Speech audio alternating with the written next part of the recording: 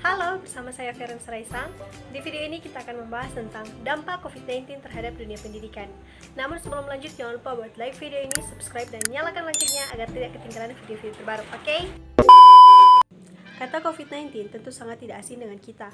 Ya, karena COVID-19 sudah ada bersama dengan kita sekitar 1 tahun lebih. Dan jika dilihat dari segi artinya, COVID-19 berarti Coronavirus Disease atau penyakit virus corona.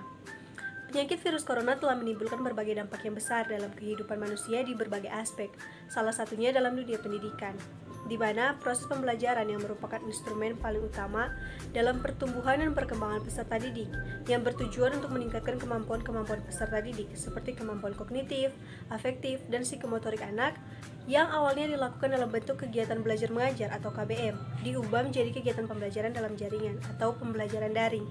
Dan hal ini tentunya telah menimbulkan berbagai dampak terhadap dunia pendidikan. Dan dampak-dampak tersebut dibagi menjadi dua, yaitu dampak negatif dan dampak positif.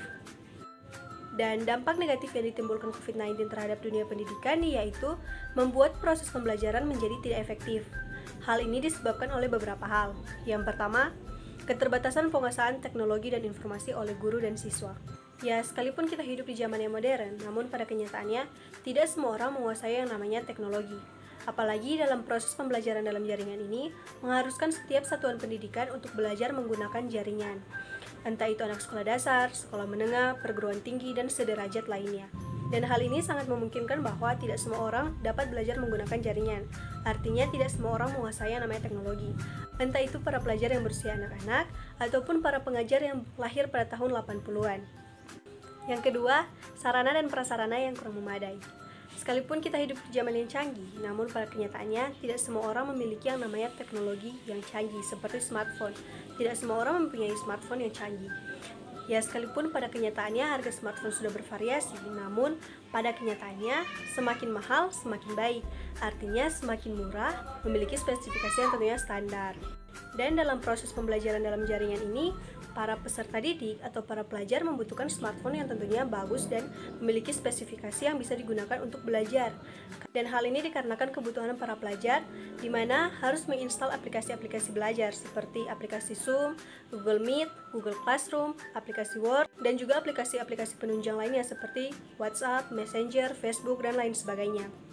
Belum lagi ditambah dengan file-file tugas berupa dokumen-dokumen yang harus disimpan di dalam smartphone. Hal ini tentunya memakan kapasitas memori yang cukup besar. Yang ketiga, akses internet yang kurang memadai. Dikarenakan Indonesia merupakan negara yang berkembang, oleh karena itulah tidak semua daerah memiliki akses jaringan, seperti daerah-daerah terpencil atau daerah-daerah terpelosok lainnya. Karena dampak COVID-19 yang membuat kita harus melakukan pembelajaran menggunakan jaringan, oleh karena itulah akses internet ini menjadi masalah yang besar. Dikarenakan tidak ada jaringan, tidak ada pembelajaran. Yang keempat, kurang siapnya penyediaan anggaran. Hal ini berkaitan dengan kebutuhan-kebutuhan para pelajar dan tenaga pengajar seperti kebutuhan kuota internet, di mana dalam belajar menggunakan jaringan, kita membutuhkan kuota internet untuk melakukan pembelajaran.